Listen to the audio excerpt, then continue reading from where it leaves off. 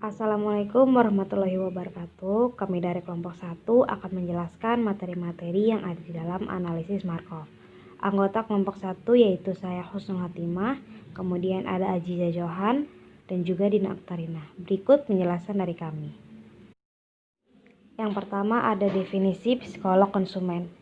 Psikolog konsumen atau perilaku konsumen yaitu ilmu yang mengkaji perilaku konsumen, seperti perilaku menabung, perilaku berusaha, perilaku berwirausaha, perilaku ekonomi dalam sistem pemasaran yang berbeda-beda, perilaku ekonomi politik, proses kerja, dan juga perilaku keorganisasian. Selanjutnya ada istilah yang berkaitan dengan perilaku konsumen. Yang pertama, low involvement, yaitu keadaan di mana konsumen tidak terlalu terlibat dalam pembeliannya. Dalam kata lain, konsumen tersebut tidak terlalu memikirkan merek apa yang harus ia beli dan di mana ia harus membeli merek tersebut. Yang penting baginya adalah kebutuhannya terpenuhi. Yang kedua ada high involvement, yaitu kebalikan dari low involvement. Artinya keadaan di mana konsumen sangat terlibat dalam pembeliannya. Lalu di sini ada faktor-faktor yang mempengaruhi perilaku konsumen. Ada faktor internal atau faktor yang berasal dari dalam diri konsumen tersebut, yaitu yang pertama ada motivasi, ekonomi, sikap, persepsi, dan integrasi. Lalu ada faktor eksternal atau faktor yang berasal dari luar diri konsumen tersebut, seperti kebudayaan, kelompok sosial dan kelompok referensi, serta keluarga. Selanjutnya kebutuhan konsumen. Kebutuhan konsumen ialah kebutuhan yang dirasakan oleh konsumen berupa dorongan untuk melakukan sesuatu yang telah menjadi keinginannya. Stimulus atau rangsangan akan menyebabkan pengenalan kebutuhan. Rangsangan tersebut bisa terjadi karena adanya keinginan antara apa yang dirasakan dengan apa yang seharusnya dirasakan. Kebutuhan konsumen dibagi menjadi 5. Yang pertama ada kebutuhan fisiologis, contohnya seperti pakaian, makanan, dan rumah. Yang kedua ada kebutuhan keamanan dan keselamatan, contohnya bebas dari ancaman serta bebas dari teror. Yang ketiga kebutuhan sosial, contohnya memiliki banyak teman. Yang keempat kebutuhan penghargaan, contohnya piagam pujian dari orang lain. Dan yang terakhir ada aktualisasi diri, kebutuhan dan keinginan untuk bertindak sesuka hati sesuai minat dan bakat. Proses kognitif. Proses kognitif adalah suatu proses berpikir seseorang atau proses mengolah informasi yang diterima, di mana informasi tersebut diolah di dalam memori untuk menjadi sebuah pengetahuan. Semua proses kognitif yang terlibat dalam perolehan dan penyimpanan dari informasi meliputi perhatian, persepsi, dan ingatan. Proses kognitif dimulai dari seleksi sampai dengan persepsi. Dalam proses pembelajaran, ada 2 aspek yang perlu diperhatikan, yaitu aspek recall dan recognition. Pada recall, isi ingatan dipanggil kembali dari memory storage, sedangkan pada recognition, isi ingatan dikenali. Contoh penerapan teori kognitif adalah seorang dosen menggunakan bahasa yang mudah dipahami oleh mahasiswa serta memberi ruang bagi mereka untuk berdiskusi. Status afektif.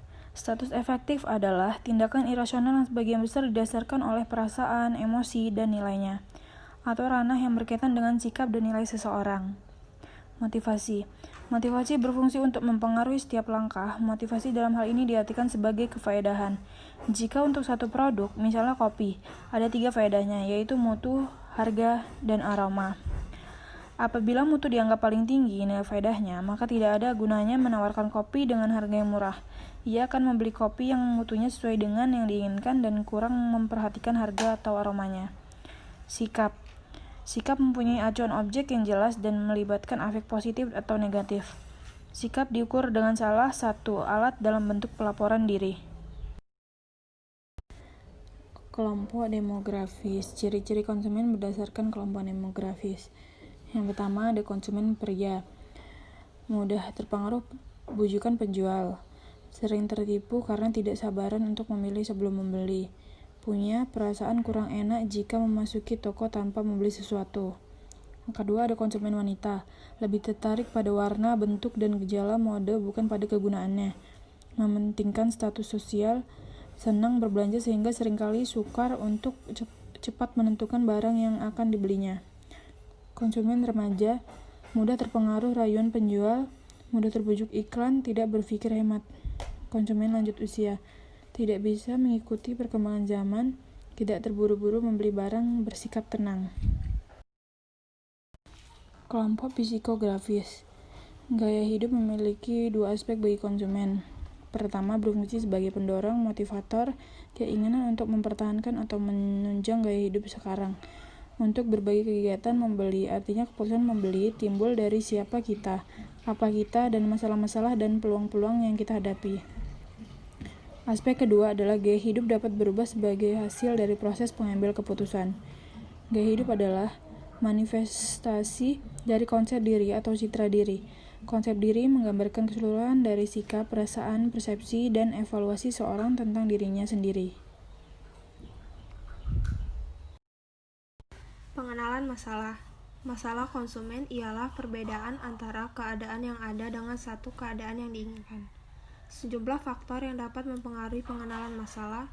Keadaan yang diinginkan dipengaruhi oleh yang pertama, kebudayaan atau golongan sosial. Yang kedua, kelompok-kelompok acuan. Yang ketiga, ciri-ciri keluarga. Yang keempat, status atau harapan finansial. Yang kelima, keputusan yang diambil sebelumnya. Yang keenam, perkembangan individual. Pencarian informasi. Konsumen dapat melakukan pencarian informasi yang ekstensif, internal dan eksternal. Informasi konsumen internal diperoleh secara aktif melalui pencarian-pencarian sebelumnya dan pengalaman pribadi. Sedangkan informasi eksternal diperoleh dari 4 macam sumber, yaitu sumber-sumber pribadi seperti teman, kenalan, dan keluarga. Yang kedua, sumber-sumber bebas seperti badan-badan pemerintah. Yang ketiga, sumber-sumber pemasaran.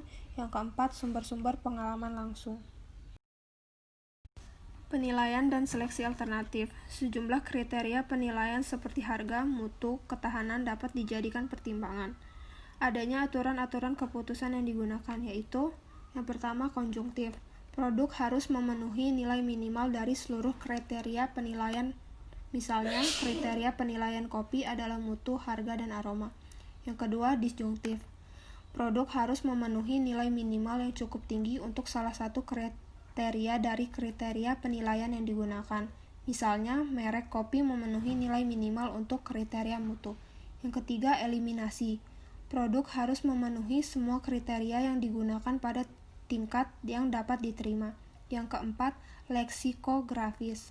Kriteria berdasarkan prioritas kepentingannya, dari kriteria yang terpenting ke kriteria yang paling kurang penting. Misalnya, untuk kopi, kriteria prioritas pertama mutu, kedua aroma, dan ketiga harga. Yang kelima, kompensatoris. Kriteria penilaian memiliki nilai kepentingan yang berbeda-beda. Seleksi saluran distribusi dan pelaksanaan keputusan. Kebanyakan produk konsumen diperoleh melalui salah satu bentuk saluran distribusi atau penyalur eceran. Konsumen harus menyeleksi saluran distribusi sebagaimana mereka menyeleksi produk. Keputusan dapat dilakukan dengan 3 cara, yaitu yang pertama, secara stimulan bersama-sama. Yang kedua, produk dulu, penyalur kemudian. Yang ketiga, penyalur dulu, produk kemudian. Proses pasca pembelian. Setelah melakukan pembelian, beberapa konsumen mengalami kesangsian atau kecemasan tentang pembeliannya, atau pertentangan pasca pembelian. Pada umumnya terjadi, yang pertama, antara individu-individu dengan kecenderungan mengalami kecemasan. Yang kedua, setelah satu pembelian yang tidak dapat ditiadakan. Yang ketiga, jika penting bagi konsumen. Yang keempat, jika melibatkan pilihan yang sulit antara 2 atau lebih alternatif. Itulah yang dapat kami sampaikan. Lebih dan kurangnya kami meminta maaf. Atas perhatiannya kami mengucapkan terima kasih. Wassalamualaikum warahmatullahi wabarakatuh.